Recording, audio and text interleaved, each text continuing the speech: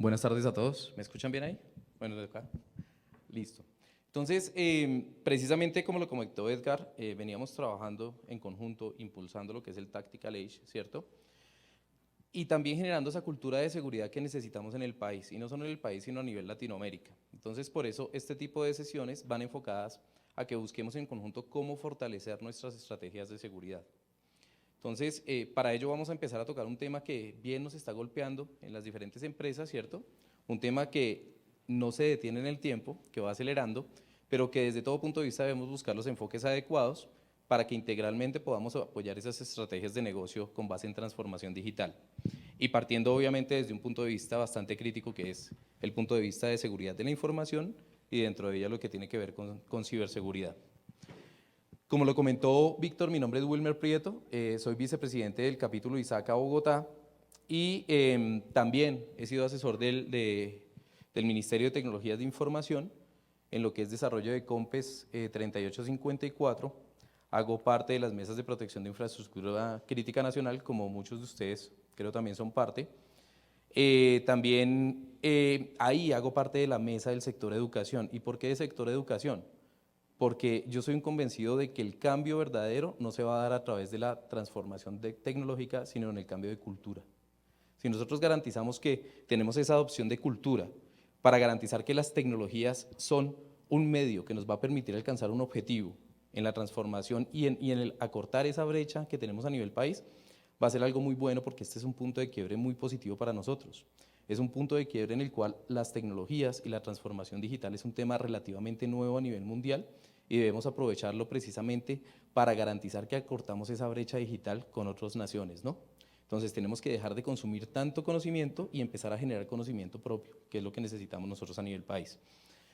También hago parte de diferentes organizaciones en pro de ayuda y con las cuales a través de ISACA hemos hecho convenios. Una de ellas es precisamente Red Papás, que busca la protección de derechos de infancia y adolescencia. Allí yo soy asesor en todo lo que es protección protección de infancia y adolescencia, en todo lo que tiene que ver con entornos digitales.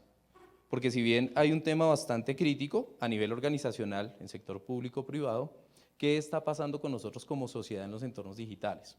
¿Qué está pasando precisamente con nuestros núcleos familiares y con todos aquellos infantes o adolescentes que bien están haciendo uso o abuso de tecnologías de información y a nivel nación, qué estamos haciendo para poder garantizar sus derechos? Entonces, como estaba en la agenda, vamos a trabajar este tema de transformación digital, pero antes quisiera presentarles a ustedes precisamente qué es ISACA. Muchos de ustedes tal vez son miembros de ISACA, asociados del capítulo Bogotá. Precisamente ISACA es una organización que tiene cubrimiento a nivel global. Está en más de 190 países, tiene más de 215 capítulos a nivel global. Los capítulos de ISACA se estructuran por ciudad. Adicionalmente, contamos con más de 520.000 asociados a nivel global. Desarrollamos demasiado conocimiento, como van a ver en otro slide, y contamos con conferencias a nivel global líderes del mercado. Como en Latinoamérica tenemos el Latin CAX, que de pronto algunos de ustedes han asistido, ¿no? A nivel Bogotá contamos con algo muy importante y es que nuestra base de asociados va en crecimiento, ¿sí? Como ustedes saben, ISACA es una organización que se enfoca en el buen gobierno de tecnologías de información, precisamente enfocándonos en perfiles tipo C-Level y a partir de ellos aterrizar o permear todo lo que es la cultura digital en las organizaciones. Contamos con 17 certificados CGIT en el capítulo, eso no quiere decir que más personas en Bogotá o a nivel Colombia no sean certificadas. 74 CERRISC, CGIT es gerente certificado en tecnologías de información, CERRISC es certificado en riesgos, CISA, auditores certificados, que yo creo que muchos de ustedes pueden ser CISA o conocen qué es este tipo de certificación, y el CISM, que es enfocado a gerente certificado en seguridad de la información. Este tipo de certificaciones son muy gerenciales. Entonces, ese es el enfoque que queremos ir trabajando a nivel global. En Colombia contamos con dos capítulos, el capítulo Bogotá, el capítulo Medellín. Nosotros trabajamos muy en conjunto en aquellas iniciativas que vemos que se desarrollen en pro del beneficio del país. Y para el mes de mayo, vayan separando sus agendas, porque viene el ISACA Bogotá Day. Como muchos de ustedes saben, se hizo el ISACA Bogotá Day en el mes de mayo en 2017, y la idea es precisamente trabajarlo para el mismo mes. Entonces, para quienes no conocen ISACA, ISACA cuenta con un pool de certificaciones a nivel gerencial, como les comentaba, bastante reconocidas a nivel global, con un conocimiento bastante profundo desde el punto de vista gerencial. También compartimos todo lo que es esquemas de conocimiento. Tenemos todo lo que es el Track Cybersecurity Nexus. ¿Y por qué Nexus? Porque precisamente la palabra Nexus nos indica que es un consenso entre personas para compartir conocimiento y desarrollar estrategias de ciberseguridad maduras. Y contamos con una serie de entrenamientos, obviamente presenciales, online, que ustedes pueden tomar. Adicionalmente, para los que sepan, obviamente, COVID, que es nuestro caballo de batalla fuerte en ISACA, que es uno de los marcos de referencia más utilizados a nivel global. Como decimos, no es excluyente, es incluyente, se puede integrar con cualquier marco de referencia, mejor práctica, ¿cierto? Y también CMMI hace parte de ISACA. Entonces vamos viendo precisamente cómo esa estructura de buen gobierno se va acoplando dentro de lo que es el capítulo. Eso era un resumen como tal de ISACA. Ahora sí vamos con lo que es la sesión. Y precisamente, ¿por qué tocar este tema? Porque es un tema de los que más nos está generando preocupación desde el punto de vista de gobierno tecnológico y desde el punto de vista de seguridad en las organizaciones, y es la transformación digital. Aún no entendemos claramente, ni los negocios están comprendiendo claramente cómo van a adoptar esa transformación digital y cómo van a garantizar que van a permitir, mediante la misma, tener vigencia en el mercado. Entonces, este es un riesgo bastante grande que tenemos en los diferentes entornos. Y para ello, pues bueno, ¿qué es la adopción digital? Entonces, partamos por una línea de tiempo primero y digamos, ¿qué son las tecnologías de información? Y ahí nosotros tenemos que recordar que el primer punto de quiebre positivo que tuvieron las tecnologías de información, ¿cierto?, vino en el siglo XV, cuando se desarrolló la imprenta. ¿Y por qué? Porque es que la imprenta nos permitió masificar la información. Fue el primer mecanismo a través del cual el hombre pudo masificar ese conocimiento, ¿no? A partir de ello, venimos desarrollando una serie de tecnologías asociadas a la información. Al día de hoy, como ustedes lo ven, ya todo el tema de manejo de redes sociales, todo el tema de manejo de dispositivos de interconexión, Bring Your Own Device, blockchain, Big Data, este tipo de cosas están trayendo unos retos bastante interesantes desde todo punto de vista a nivel organizacional. Entonces, es ahí donde nosotros nos debemos concentrar y poner bastante atención. Ahora, partiendo de ello, entra un nuevo concepto dentro de los esquemas de gobierno organizacional y es el tema transformación digital. Y ahí precisamente recordemos de dónde viene el concepto fábrica. Nosotros escuchábamos fábrica pues precisamente en la era industrial, ¿cierto? Después, cuando asociamos eso a tecnologías de información y de las comunicaciones, empezamos a escuchar como el concepto fábrica en los carriers de comunicaciones o los proveedores, donde tenían su fábrica, precisamente donde creaban todas las estrategias de penetración a nivel de conectividad en los diferentes países y donde ofrecían esos suministros a sus clientes.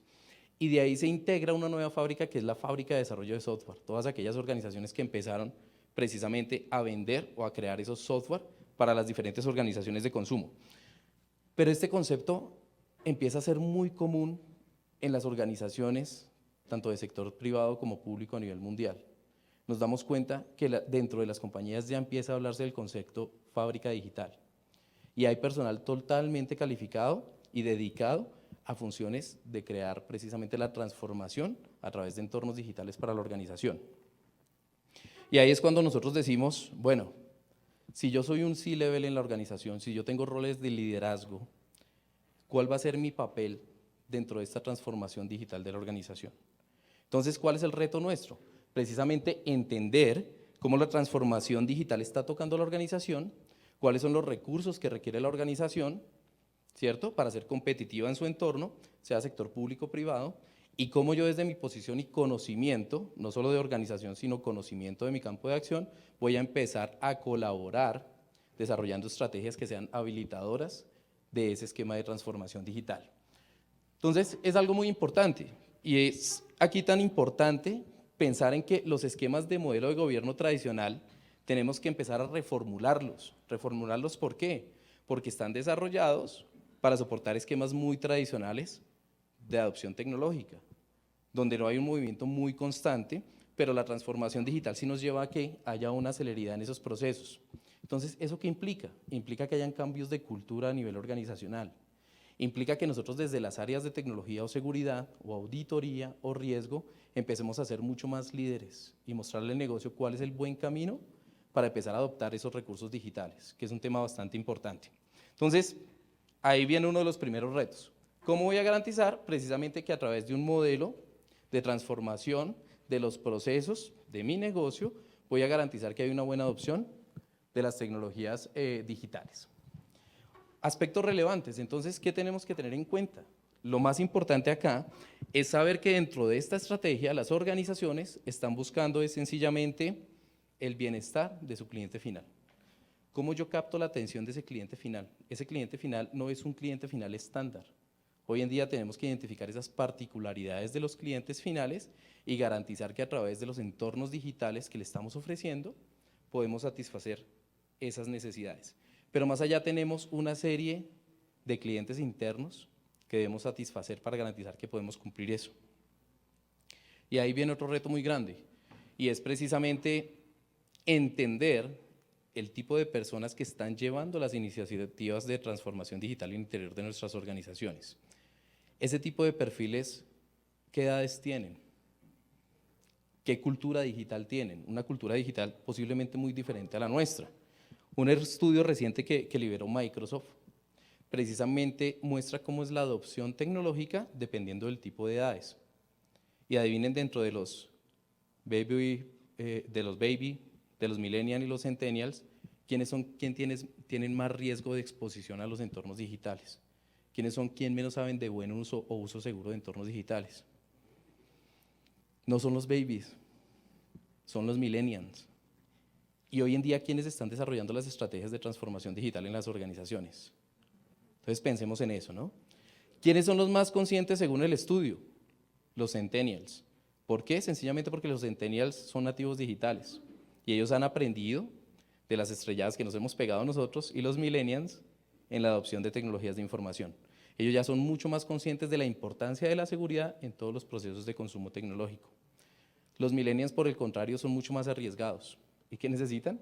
Desarrollar constantemente una transformación digital. Eso es bueno para el negocio, pero también tiene sus riesgos. Por eso es importante que quienes estamos un poquito más avanzados de edad, los podamos acompañar en esos procesos, pero de una forma totalmente ágil. No podemos venir con esquemas tradicionales a implantarlos en entornos donde se necesita agilidad y desarrollo de conocimiento, porque eso mata sencillamente las estrategias de negocio. Entonces es importante que nosotros identifiquemos eso, ¿no? Entonces, los retos para el CEO. Y no solo para el CEO, para todos los C-Level. ¿Cómo yo voy a entender las necesidades particulares de mi entorno, de mi negocio, y voy a garantizar que desde mi rol de liderazgo formal o informal, voy precisamente a agilizar lo que requiera el negocio para que pueda prestar esos beneficios al usuario final? Y es un reto bastante importante. ¿Por qué? Porque venimos de una escuela muy tradicional en gobierno tecnológico, donde sencillamente se cumple un modelo de gobierno bastante estructurado y lineal, ¿cierto? Las fábricas de desarrollo de software tardaban bastante tiempo de pronto para desarrollar un proyecto bajo metodologías tradicionales, pero llegan las metodologías ágiles de desarrollo que implican que ese proyecto tenga que desarrollarse en un 10 o un 20% del tiempo en el que se desarrollaba tradicionalmente. Entonces, ¿cuál es el reto para nosotros como tecnología? ¿Ser un inhabilitador del negocio? ¿O por el contrario, entender cuáles son esas nuevas metodologías, adaptarlas dentro de nuestro modelo de gobierno, de tecnología y de seguridad, ¿cierto?, de auditoría, y garantizar que esto está precisamente alineado con esos objetivos organizacionales? Porque si no lo hacemos, sencillamente puede pasar algo, ¿no?, para nosotros. Entonces, ahí tenemos diferentes retos. ¿Los diferentes retos cuáles son? A nivel de C-Level. Entonces, ¿cómo voy a garantizar yo todo el tema de auditoría en estos esquemas de transformación digital cuando estoy utilizando metodologías bastante ágiles? Entonces, ya no puedo esperar a que me muestren el proyecto, desarrollar todo el esquema de guías de auditoría, ¿cierto? Y empezar a sentarme con la gente que está trabajando a un ritmo acelerado para entender el proceso, para que me muestren los hallazgos, para que vayan remediando, sino sencillamente yo tengo que identificar ir identificando esos sprint, ¿cierto? Y los diferentes sprint bajo metodologías tipo Scrum, qué requerimientos de seguridad, de auditoría desde el punto de vista de riesgo, cómo están enfocando ese microproyecto y desde mi punto de vista ser mucho más ágil en la respuesta que el negocio requiere. Entonces tenemos que pensar eso. Todo el tema de ciberseguridad, ¿cómo voy a garantizar yo la seguridad del entorno digital en ese escenario? Así de sencillo. Entonces, ¿entiendo bien ese escenario? Hoy en día estamos hablando de microproyectos. ¿Cuántas versiones se cargan hoy en día en las diferentes aplicaciones de las compañías? ¿Cuántas puede estar cargando Amazon en sus portales? Entonces, todo eso tenemos que entenderlo. Todo tiene que partir desde el punto de vista de gobierno. Entonces, desde el punto de vista de gobierno, si soy líder del área de tecnología de información, ¿cómo es esta estructura de gobierno para permitir habilitar estos componentes de forma eficiente y rápida en la organización? Y aquí estamos fallando mucho.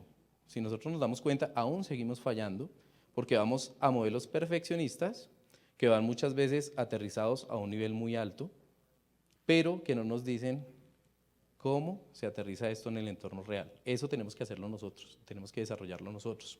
Tenemos que pensar en el punto de vista de gestión de riesgo. Gestión de riesgo tiene que ser el pilar para todo. Entonces, si yo no hago una gestión de riesgo efectivo, ¿cómo voy a poder identificar todas estas aristas? Y más allá, todo lo que tiene que ver con seguridad de la información, que no es más, sino todos aquellos componentes de seguridad que no se cubren en los entornos digitales. Es decir, todo lo que es seguridad verbal, seguridad escrita, seguridad en los documentos impresos, seguridad de procesos asociados a este tipo de actividades. Y ahí tenemos que ir trabajando en esos escenarios. Partiendo de ello, entonces, empecemos a identificar cuáles pueden ser los diferentes riesgos asociados a la adopción de la transformación digital o de entornos digitales. Entonces, para eso traemos esta línea de tiempo que modifiqué, una línea de tiempo de 2012 a la cual le adicioné algunas cosas. Y también, ¿qué tenemos que ver acá? Tenemos que ver la transformación desde el punto de vista del crimen organizado, de lo que antes era algo muy inocente en actividades de hacking, ¿cierto? Yo comprometía un activo sencillamente, ¿por qué? Porque quería demostrar mis conocimientos. Hoy en día estamos hablando que a partir de 2010, ¿recuerdan de pronto Operación Aurora?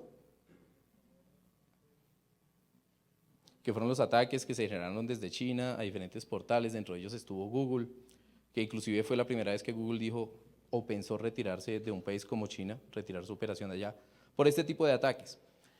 Pues resulta que para nosotros en seguridad, Operación Aurora fue un punto de quiebre positivo. ¿Por qué? Porque fue un habilitador para nosotros o para las áreas de seguridad. Y también fue la primera vez que se habló del concepto APT, que es un malware de propósito específico. Operación Aurora empezó a desmantelar todo esto. Después, en 2011, vino Night Dragon, que igual fue bastante significativo y se enfocó a entornos de infraestructura crítica. Entonces, ya entendimos el concepto de qué es un malware de propósito específico, ¿cierto? ¿Qué puede haber detrás de todo esto? Y a partir de ahí, pues ya todos sabemos la historia reciente. Viene el ransomware, vienen diferentes actividades de crimen organizado, porque se puede llamar así, que nosotros debemos garantizar que contemplamos dentro de nuestros mapas de riesgo para los esquemas de transformación digital y también para todo lo que son las tecnologías heredadas que venimos desarrollando en la organización. Es un tema bastante importante y tiene que estar en esos tableros de control de riesgo. Para ello, ¿qué fuentes tenemos que empezar a utilizar nosotros desde seguridad y desde tecnología? Entonces tenemos que ir a fuentes fidedignas, de las cuales podamos extraer información. A mí en lo personal, este es uno de los reportes que más me gusta y es el IOCTA, que es de la Europol, desarrollado en conjunto con la Interpol y con diferentes organizaciones y empresas a nivel mundial, donde precisamente se desvela todo lo que es el cibercrimen y cuáles son las diferentes estrategias que están utilizando los criminales para el compromiso de activos digitales. ¿Qué nos dice este informe? El cibercrimen no podría ser efectivo si sencillamente no hay tecnologías y una conexión a Internet. Entonces, desde este punto de vista, vamos a empezar a adoptar la mejor práctica de buscar fuentes fidedignas que nos permitan retroalimentar nuestro marco de gobierno y redefinir las estrategias que vayamos desarrollando con base en el tiempo, que esto es un tema bastante importante. Que me gusta mucho, y este lo extraigo de lo que es el IOCTA 2018, esta tricotomía del cibercrimen, porque precisamente esta imagen sencillamente nos muestra que la mayor cantidad o el mayor ingreso en los ataques está dado cuando los skills que se requieren para atacar son bastante escasos, la gente con el conocimiento es bastante escasa, pero también cuando la cantidad de personas o entidades que puedo atacar disminuye. Ahí es donde está el mayor beneficio y eso es lo que dice el IOCTA. El mayor volumen de ataques se está viendo aquí, donde los skills del atacante no son bastante elevados y donde el volumen de víctimas obviamente se va a masificar. Pero hacia este tipo de escenarios es donde van los malware de propósito específico. ¿Y qué estamos haciendo nosotros en nuestras organizaciones para identificar ese tipo de amenazas precisamente? Yo recuerdo hace un tiempo cuando se liberó Flame, ¿recuerdan Flame? Un malware de propósito específico que precisamente había estado ya por algunos años operando a nivel mundial y no había sido identificado por nadie. Pues resulta que cuando se hizo la ingeniería reversa de este tipo de malware, en aquella época trabajábamos en McAfee con diferentes personas que están en este escenario.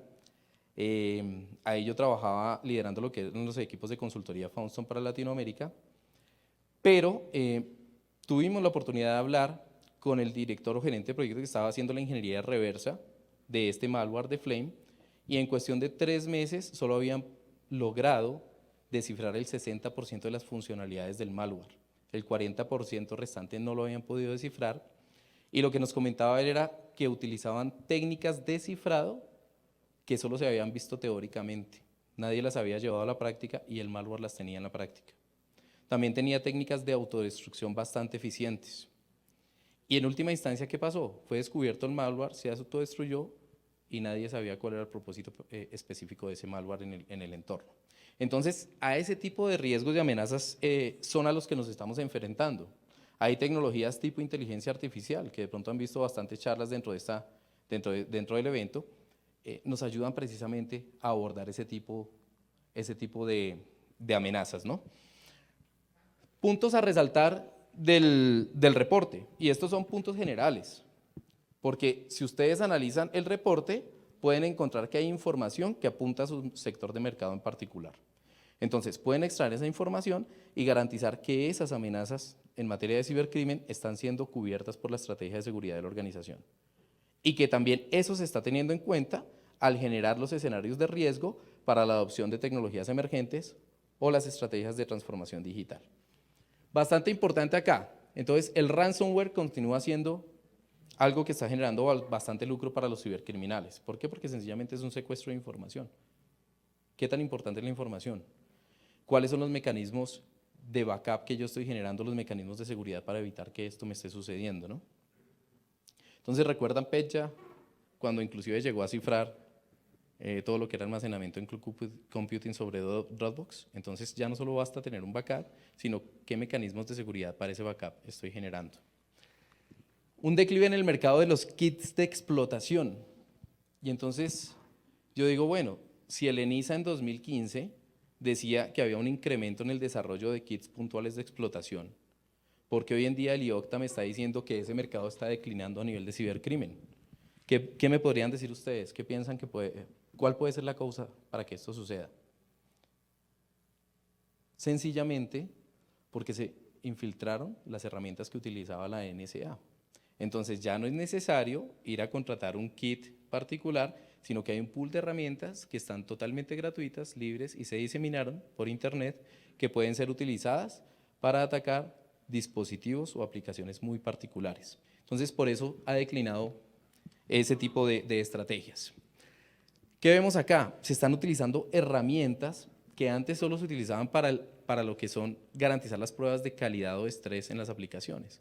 Este tipo de herramientas hoy en día se están utilizando para generar negación de servicio.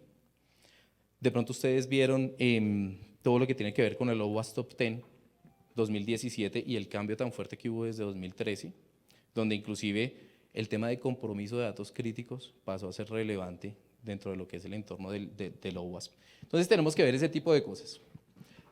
Siguiendo el éxito de este malware, todo lo que tiene que ver con Internet de las cosas. ¿Recuerdan hacia 2015 cuando fue publicada una vulnerabilidad en los Smart TV de Samsung? Donde preciso la excusa que dio Samsung era que estaba utilizando el reconocimiento de voz para mejorar precisamente la tecnología. Ahí tenemos que medir el escenario de impacto de riesgo sobre el entorno en el cual vayamos a utilizar el tipo de tecnologías como Internet de las Cosas. Imagínese un televisor Smart TV en la sala de su casa o en su habitación y que esté haciendo captura de voz. Entonces, ¿cuál puede ser el impacto en ese escenario? Imaginémonos ese mismo televisor en una sala de juntas directiva de una corporación financiera, haciendo captura de voz. O imaginemos ese mismo televisor en una sala de presidencia de alguna nación. Entonces, ¿cuál va a ser el impacto precisamente del uso de esas tecnologías y qué voy a estar utilizando yo para mitigar ese tipo de cosas, ¿no? Y precisamente en lo que seguimos fallando, el poco aseguramiento o la falla en el aseguramiento precisamente de nuestros entornos digitales. Entonces, estos son riesgos que tenemos que tener en cuenta y, como les digo, sí o sí, tienen que estar en nuestros mapas de riesgo.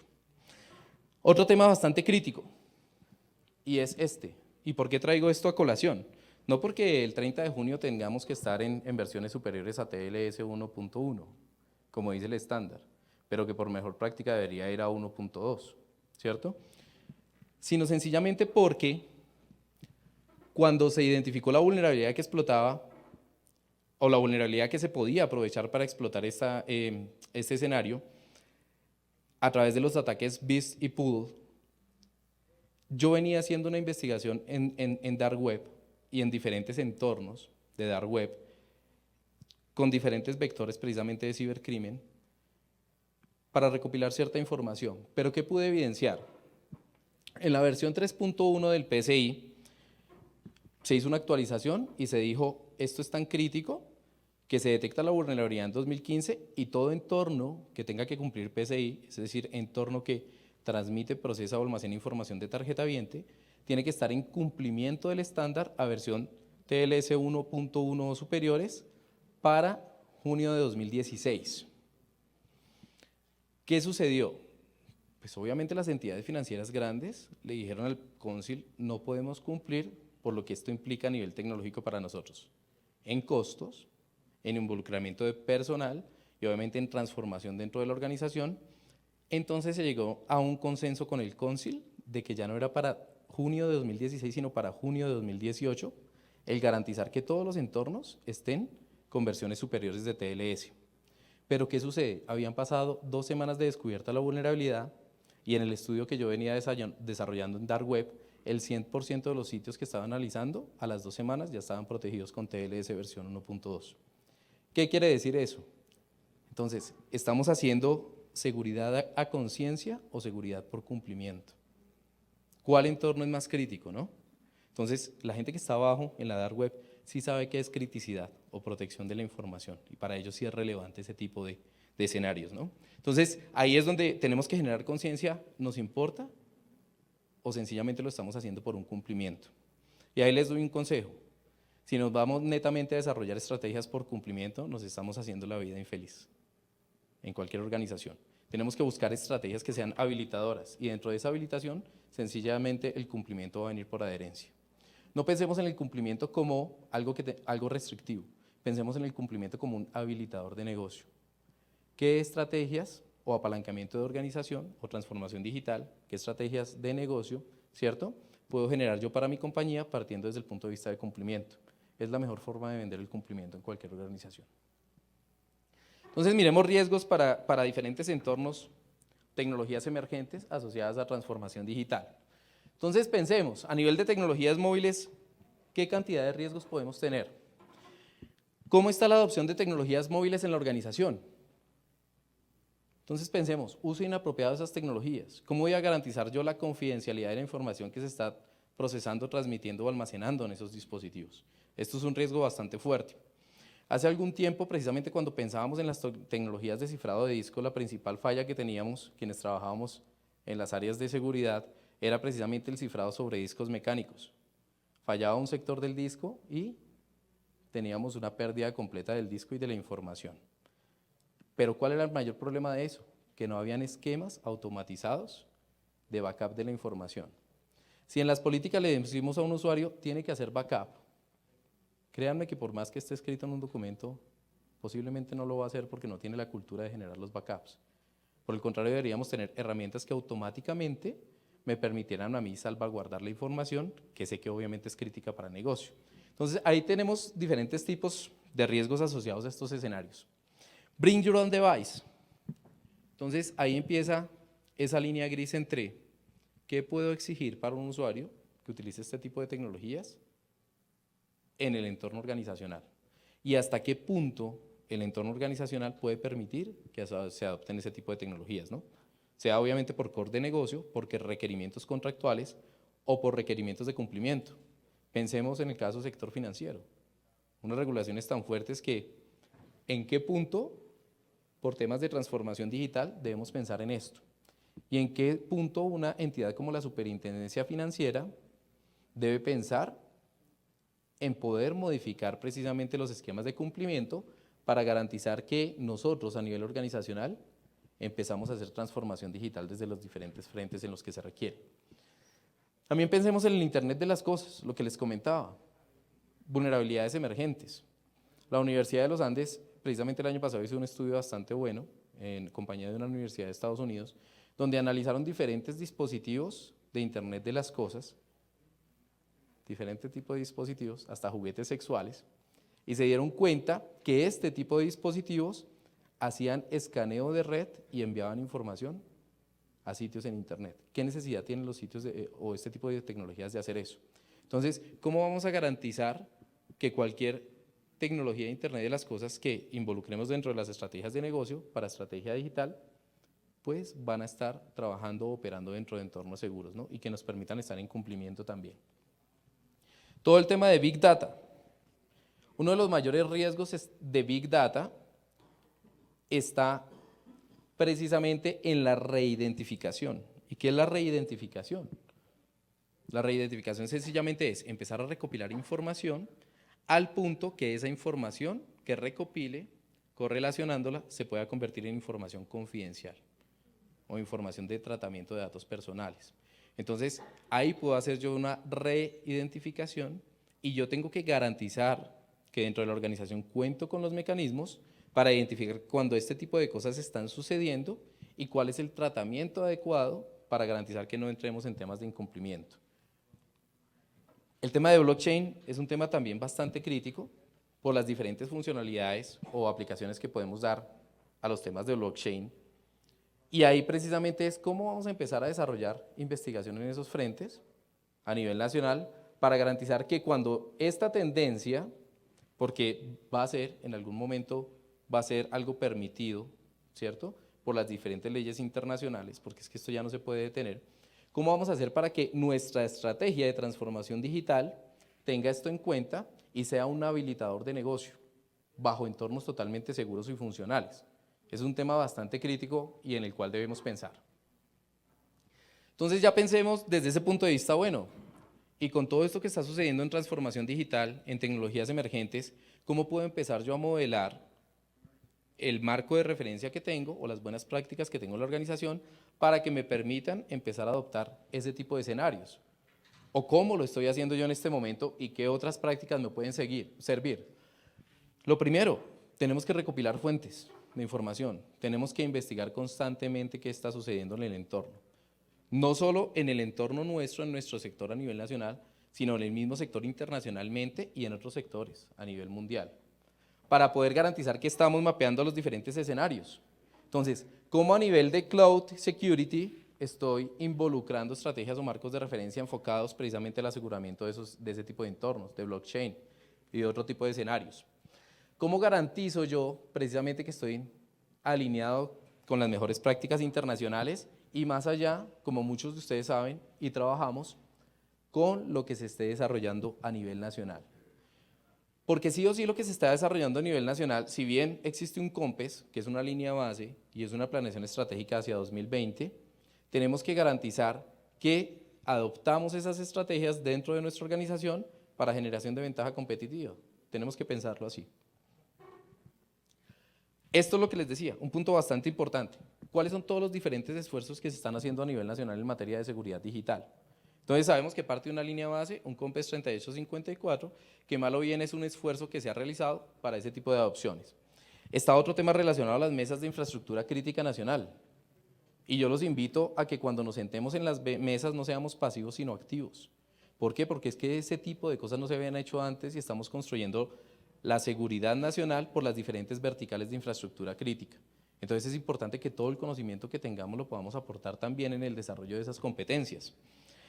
De ahí parte un modelamiento de gestión de riesgos que está liderando la iniciativa del Ministerio de Tecnologías de Información, el cual parte con base en 27.005, 32.000. Es un lineamiento. ¿Y por qué parte con esas bases? Sencillamente porque lo que definió el ministerio es, vamos a empezar por cualificación de riesgo. No vamos a ir a algo tan complejo, sencillamente algo que conozcamos todos, vamos trabajando, vamos madurando al punto en que ya podamos utilizar otro tipo de metodología para ese tipo de análisis. Y también tenemos que enterarnos de qué se está haciendo desde el Ministerio de Tecnologías en todo lo que es seguridad digital para el ciudadano, porque sí o sí, eso nos involucra a todos nosotros, ¿no? Y a nuestros entornos sociales y familiares. Entonces, esos son componentes a tener en cuenta. Otro componente a tener en cuenta, hombre, pues miremos cuál es el marco de gobierno que estamos llevando nosotros a la organización y vamos con marcos de gobierno que sean maduros o que estén llevando un track de desarrollo en materia de ciberseguridad. ¿Y por qué el Cybersecurity Nexus? Precisamente porque ISACA colaboró con el NIST en el desarrollo del framework. Este framework tiene un pivot fuerte en COVID-5. ¿Por qué? Porque precisamente es un integrador. Entonces, qué bueno que yo identifique cuál es el pivot fuerte o la semilla de un marco de referencia y ver cómo yo, mis estrategias en la organización, las he estado alineando con ese marco de referencia. Entonces ahí sencillamente, ¿qué es lo que tengo que hacer? Un mapeo. ¿Cuál es mi marco de gobierno a nivel organizacional? Lo mapeo contra un marco de referencia base, como puede ser COVID, que me puede ayudar a identificar cómo estoy cumpliendo con otros marcos de referencia, estándares o mejores prácticas en la materia. Entonces, este tipo de escenarios son importantes tenerlos en cuenta. ¿De qué se compone? Entonces empezamos a ver que aquí tenemos ciertas funciones, ¿no? Todo lo que tiene que ver con identificación, protección, detección, respuesta y recuperación. Estas funciones se subdividen en categorías y a su vez las categorías tienen unas subcategorías. Pero ¿qué es lo bonito del marco? Para quienes han trabajado COVID ya empiezan a ver la referencia. Precisamente que existe un identificador único de categoría y ahí podemos empezar a mapear cuál es mi marco de referencia o mi marco de gobierno. Y lo mejor de todo es que por subcategoría yo tengo información referencial de cuáles marcos internacionales, mejores prácticas o marcos para sector de mercado en particular o infraestructura crítica estoy cubriendo. Entonces, qué bueno esto, que si yo tengo eso mapeado va a ser mucho más fácil para mí identificar esa adherencia. Y esto es un marco a nivel general. Entonces, tengo que tener en cuenta estas iniciativas. Otro tema muy importante a tener en cuenta es que sí o sí, en algún momento, si no lo he hecho, debo hacer la transición a escenarios de riesgo cuantitativo. ¿Por qué? Porque yo no solo me puedo quedar en lo cualitativo con base en lo que yo perciba que es la seguridad o que es el riesgo para mi entorno. No solo me tengo que quedar en entornos o en frameworks semi-cuantitativos, que me ponderen o que me saquen pues, un posible riesgo con base en un porcentaje, ¿no? O en un alto o bajo con base en niveles de 1 a 5. Entonces, FIRE precisamente es una metodología de riesgo cuantitativo, también totalmente alineable con el NIST Cybersecurity Framework. Entonces, yo puedo empezar a trabajar, a entender la metodología y a ir modelando los casos de riesgo con base en información que me permita cuantificar esos riesgos. Si obviamente por el tema de metodologías ágiles no lo puedo hacer en el completo, pues genero una cuantificación de riesgo global de proyecto y ato las cualificaciones a ese componente general de riesgo cuantificado. Entonces, esto es algo bastante bueno.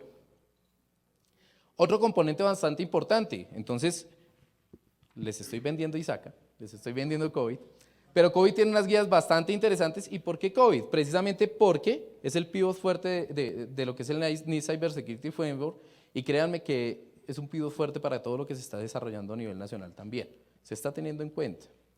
Entonces, miremos estos escenarios. Tenemos COVID-5, el framework, tenemos todo lo que es implementación de COVID para entender cómo se implementa el marco, COVID para seguridad de la información, para ciberseguridad y todo lo que tiene que ver con medición de maduración de procesos.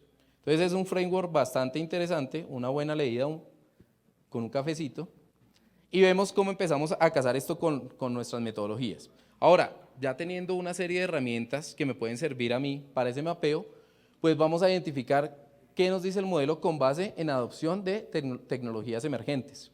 Y ahí vemos el APO 04, gestión de la innovación, que es un tema bastante relevante. Lean el objetivo de este proceso, solo lean el objetivo. ¿Estamos identificando esto en la gestión de innovación? ¿Estamos buscando nosotros como líderes esta estrategia en la transformación digital de la compañía? El framework no nos está diciendo cuidado con la innovación, por el contrario nos está diciendo mire cómo esa adopción de nuevas tecnologías le va a generar ventaja competitiva para el negocio. Por una sencilla razón, porque ustedes en C-Level saben mucho del negocio, saben mucho de tecnología y saben mucho de seguridad.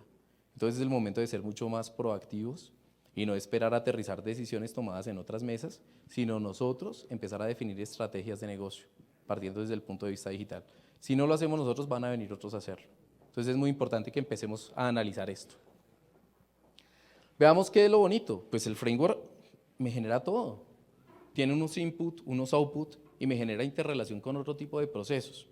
¿Qué tengo que hacer yo? Analizar el framework y ya empezar a aterrizar las actividades detalladas. ¿Cómo puedo hacer eso? Pues en una alineación, un mapeo con NIST Cybersecurity Framework y con estándares o mejores prácticas más aterrizadas a nivel táctico o tecnológico, como un PCI DSS. ¿Qué mejor estándar para aseguramiento de entornos digitales? Es un estándar bastante maduro, entonces ¿cómo puedo empezar a alinearlo para garantizar que tengo un aseguramiento en línea base? Otros procesos, precisamente con los cuales tiene integración el proceso de gestión de la innovación. Entonces, bastante importante mirar cómo están los niveles de madurez de estos procesos, cómo los estoy mapeando con lo que tengo en la organización y empiezo a generar esa ventaja competitiva para negocio. ¿Qué es otra cosa importante? Pues precisamente garantizar que desarrolle un framework totalmente mapeable con otros estándares o mejores prácticas, que está basado en gestión de riesgo. ¿Listo? Recordemos que una estrategia de seguridad puede tener diferentes enfoques. Un enfoque ad hoc, que es sencillamente por moda o tendencia o requerimiento, donde no tengo una estrategia bien definida. Un entorno por cumplimiento, donde tengo que cumplir con un marco normativo regulatorio contractual que me impone ciertos requerimientos de seguridad, o la mejor estrategia para definir un modelo de gobierno organizacional en seguridad, que es la gestión del riesgo. Entonces, centremos todo como gestión de riesgo y trabajemos todos los temas de cumplimiento normativo, contractual, regulatorio, como si fueran un riesgo más para la compañía. No lo trabajemos como una isla aparte. Sencillamente el no cumplir es un riesgo. Entonces, esto tiene que estar dentro de los escenarios de riesgo organizacionales. Si analizamos esa foto, esto va a ser muy sencillo y nos vamos a ahorrar mucho trabajo. Y ahí es donde nosotros tenemos que tomar el liderazgo y empezar, dependiendo de la área donde estemos en la organización, del área donde estemos, a integrar los otros equipos. ¿Por qué? Porque cuando yo desarrollo un framework que está totalmente mapeado o alineado con diferentes estándares, pues ¿qué tengo que generar aquí? Las guías de auditoría. Es que auditoría tiene que venir a medirme con base en lo que yo estoy haciendo, no con base en un estándar X o Y. Adicionalmente es que tiene que entregarme las guías de auditoría con anterioridad para que yo pueda saber qué me va a pedir y pueda prepararme para el momento en que venga la auditoría o la revisoría fiscal.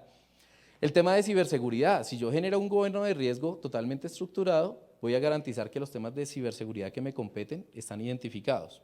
Voy a garantizar que ya tengo los diferentes controles por las capas de modelo OSI y capas de negocio que requiero para el desarrollo de nuevas funcionalidades. ¿Y eso qué me permite a mí? Garantizar que estoy agilizando los procesos de desarrollo en todo lo que son esquemas de DevOps. Y ahí también un requerimiento muy importante es el DevSecOps, que es precisamente cómo empiezo a embeber todo lo que es seguridad dentro de esos entornos de desarrollo ágil. ¿Qué me garantiza eso? Pues tengo un pivot fuerte o una base de riesgo sustentada y la cual me va a permitir a mí demostrar esa adherencia a riesgo y obviamente cumplir con los sistemas de seguridad de la información transversales. Y aquí un punto muy importante, y los invito a todos a que personalmente reflexionemos en esto, identifiquemos dónde estamos y busquemos esas oportunidades de mejora personales en pro del beneficio propio, beneficio profesional y en pro del entorno en el cual nos encontremos. ¿Qué debe tener un verdadero líder? Precisamente experiencia y capacidades técnicas. Si no las tenemos, tenemos que buscar desarrollarlas. Y ahí es donde viene el esquema de aprender, reaprender, desaprender. Entonces tenemos que buscar precisamente el desarrollo de capacidades. Tenemos que tomar riesgos, pero cuando tomen riesgos, que sean riesgos verdaderamente identificados, ¿no? Y que podamos medir ese impacto. Debemos ser fuertes en estrategias de comunicación. Algo que digo yo siempre a las personas con las que trabajo cuando imparto conferencias o clases es: no hay nada que inhabilite más la seguridad que un oficial de seguridad egocentrista. Entonces, nosotros tenemos que ser los más humildes de la organización. ¿Por qué? Porque es que tenemos que transmitir el lenguaje de seguridad y de riesgo tanto a los miembros de la junta directiva como a la señora que sirve el café en la organización, a cada quien en sus propios términos para que entienda. Nosotros tenemos que ser amigos de toda la organización para garantizar que la seguridad está siendo efectiva. Otro tema bastante importante es ser expertos en comunicación en tiempos de crisis. ¿Por qué? Porque en los momentos de crisis tenemos que mostrar ese don de líderes e identificar estrategias que nos permitan salir fácilmente de esos procesos. Adicionalmente, ¿qué puse yo? Tenemos que generar liderazgo formal e informal. El liderazgo formal sencillamente es aquel que está impuesto por un cargo en una firma y que tiene un rol formal dentro de la organización. Pero el mejor liderazgo se logra cuando somos líderes informales, cuando somos habilitadores de ese conocimiento en la organización y cuando somos una ayuda para los diferentes procesos y áreas de negocio. ¿Qué es bastante importante? Competencias ciudadanas. Bien o mal tenemos que desarrollarlas. El tema de ética empresarial hay que desarrollarlo mucho más. El tema de responsabilidad social tenemos que desarrollarlo. Porque bien nosotros estamos trabajando para clientes finales, que es una comunidad, y esa comunidad va a percibir ese tipo de acciones. Tenemos que tener capacidades financieras. Nosotros tenemos que saber transformar un escenario de riesgo en un caso de negocio, en un caso de uso para este negocio. Entonces, esto es bastante importante. Y para mí lo principal que tenemos que tener quienes trabajamos en las áreas de tecnología ahora relacionadas o seguridad es pasión por la investigación y desarrollo de nuevo conocimiento. Y la verdad que nuestro país necesita mucho eso. Necesitamos trabajar más en conjunto, desarrollar conocimientos conjuntos. Entonces, los invito precisamente a que esta sea una de sus estrategias en oportunidades de mejora personales. Para concluir esta parte, sencillamente, entonces, pensemos acá. El éxito en el C-Level para la transformación digital está en pensar con enfoque de negocio. Muchas veces no lo hacemos porque nos dejamos llevar del día a día, pero es que tenemos que pensar en cuáles son los objetivos de negocio y me ato a esos objetivos de negocio. Si yo estoy alineado con ello, nada va a tener mi estrategia, porque sencillamente estoy alineado. No estoy deteniendo la estrategia de negocio. Alineación de la estrategia en pro de los cumplimientos de los objetivos de la compañía, que va totalmente atado con lo que decíamos anteriormente. Lo que hablábamos de los desarrollos de aplicaciones, si antes se desarrollaba en 18 meses, hoy en día se está desarrollando en 2 o 4 meses. Entonces, ¿qué estamos haciendo nosotros en seguridad para garantizar que esos desarrollos no están saliendo al mercado seguro, sino que por conciencia la organización desarrolla de forma segura? Nace esa aplicación o ese nuevo entorno con un concepto de seguridad, que es a donde debemos ir en esa materia, ¿no? Construcción de productos mínimos viables. Y ahí precisamente cómo vamos a garantizar que todos los requerimientos, los riesgos están teniendo en cuenta las pruebas de calidad de los diferentes esquemas que vaya desarrollando el negocio. ¿Listo? Es necesario buscar enfoques donde corresponda que nos permitan llegar al análisis de riesgo cualitativo, cuantitativo o semicuantitativo. Eso depende del entorno y del negocio. Pero ¿quiénes tenemos que identificar eso? Quienes estemos en los roles precisamente de liderazgo de este tipo de iniciativas. Ya para terminar, esto es parte de lo que venimos haciendo en materia de responsabilidad social. ¿Qué sucede? De pronto ustedes han leído biografías escritas por Walter Isaacson. Él escribió un biógrafo de Steve Jobs, de Albert Einstein, de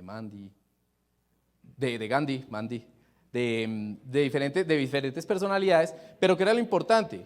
Walter Isaacson decía: el éxito de las economías del siglo XXI está en un balance, un equilibrio perfecto entre las humanidades y las ciencias. Y recordemos que dentro de las ciencias están las tecnologías de información. Entonces, si garantizamos que el talento humano está acorde a esas necesidades de tecnología, nosotros estamos garantizando que vamos a ser eficientes en la economía del siglo XXI. Para ello, de pronto ustedes han visto, estos son los slides que siempre incluyo en toda presentación. Los invito a que conozcan la estrategia de Red Papás, Te Protejo, donde precisamente hacemos mucho voluntariado y hay organizaciones tanto públicas como privadas que apoyan la iniciativa y trabajamos en pro de los derechos de infancia y adolescencia. ¿Qué me llamó a mí para ser parte de esta iniciativa? Hace ya unos cuantos años, ver que Google fue uno de los que se unió y cualquier búsqueda de material de abuso sexual infantil que se haga a través de Google va a ser bloqueada y Google va a decir precisamente que esto es un delito a nivel nacional. Que es algo bastante bueno, existe la aplicación Te Protejo, los invito a que la usen, los invito a que la socialicen, donde yo puedo hacer denuncia anónima de cualquier evento que viole derechos de infancia y adolescencia, desde la venta de alcohol a menores de edad en un establecimiento público hasta la generación de material de abuso sexual infantil o el posteo de material de abuso sexual infantil en sitios web. Entonces, esta consulta puede ser totalmente anónima si ustedes lo quieren. ¿Qué sucede? Hay un grupo de expertos que recibe este incidente, analiza para ver si es un falso positivo o no. Si no es un falso positivo, la segunda instancia es la Interpol Colombia, donde se hace el análisis y ya se disparan todas las cadenas que sean necesarias para poder responder a ese incidente. ¿Qué es lo bonito? Estas estadísticas se las traje al día de hoy, porque precisamente hoy generamos el informe, donde nos damos cuenta a febrero cuál ha sido el incremento en lo que es todo lo que tiene que ver con reporte de material de abuso sexual infantil. Pero de esto lo más importante, desde que lleva la iniciativa, lo más importante es que todo lo asociado a explotación sexual comercial de niños, niñas y adolescentes ya se está reportando en Colombia. ¿Por qué? Porque hemos hecho conocer la línea. Tenemos una de las líneas de denuncia más efectivas a nivel mundial y más reconocida. Entonces, esto tenemos que fomentarlo. Estadísticas al día de ayer precisamente. Del 23 de febrero al 2 de marzo, 93 sitios web con material de abuso sexual de niños, niñas y adolescentes fueron bloqueados por la Interpol a través del Ministerio de Tecnologías para un total de 10.143 URLs desde que partió la iniciativa. Adicionalmente estamos trabajando en este modelo. Este fue un proyecto que nos ganamos en conjunto desde Red Papás, UNICEF y Renacer, un proyecto en el cual habían fondos a nivel internacional, participaron 218 iniciativas a nivel mundial y Colombia quedó de tercera con esta iniciativa. ¿Qué estamos desarrollando? Y esto es algo único y ahí es donde les digo, unámonos y empecemos a desarrollar nuevo conocimiento y nuevas estrategias. Este modelo se llama Protegemos y es un modelo, como ustedes lo ven, transversal a nivel nacional que busca la protección de infancia y adolescencia en todos los entornos. Entonces, ¿qué es lo que queremos llevar con este modelo? ¿Y por qué el permear las mesas de infraestructura crítica nacional desde el sector de educación? ¿Por qué trabajar con el Ministerio de Educación? Porque es que la cultura digital tiene que estar embebida en todos los contenidos programáticos a todo nivel. Un abogado tiene que saber cómo manejar su información de forma segura, un arquitecto, un psicólogo, ¿cierto? Una investigadora debe hacerlo.